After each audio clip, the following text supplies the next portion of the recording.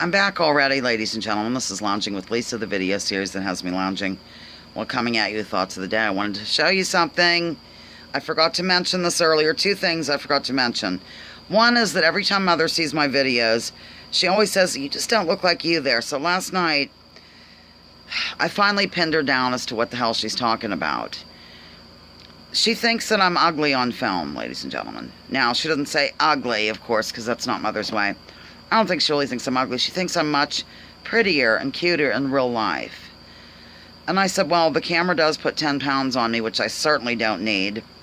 But, no, that's not it. She does not think I look good at all. Not attractive at all on, when I do this. So, at any rate, this is, why I'm so mentally damaged. But on a good note, I'm officially a bird watcher now because look.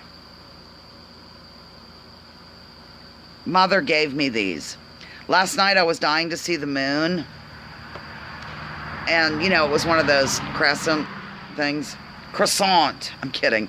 And I said, didn't we used to have binoculars around here? And she thought they were somewhere, and they were. And we're not sure if they were my father's. I remember my father had a pair, but she thinks these were her uncle's.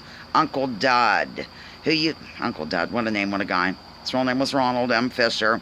And he was the police chief of, drumroll, Connie at Lake Park. I remember my great aunt, Aunt Ann. She was kind of spoiled me, but in a way she was cranky as well. She would literally claim that Uncle Dad risked his life daily by going up on the park. That's what she called it, not in the park. This was back in the day when the park was booming. And we used to joke secretly behind her back, like, what is going to happen to Uncle Dad at Connie Lake Park? Is a merry-go-round pony going to attack him wildly? Could the blue streak, somebody throw up on him, or, whatever.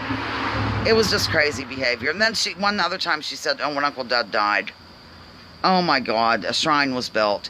Those heavy things, they're like a railroad spike thing that go into a grave. They're supposed to accompany a grave. I gotta take this out from around my neck. It's gonna hurt it. They are supposed to go into the grave site as a thing, like he was in the Fraternal Order of Police. And they gave her a marker for this big, huge, heavy thing that belongs in the ground.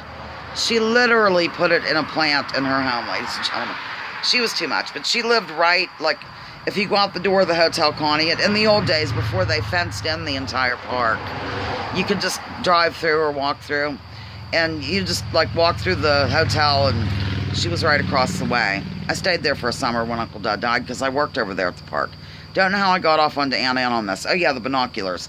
They might be Uncle Dad's, but now they're mine. Mother gave them to me, even though she thinks I'm hideous on film. So she probably feels sorry for my hideous, grotesque ways and how I gross out my audience. Okay, that's all I had. I just keep forgetting to tell you about it. And now you see them, and so I'm able to look at the bird tree over there and really see them vividly. They're such interesting creatures. I guess they're wild finches, if I'm not mistaken.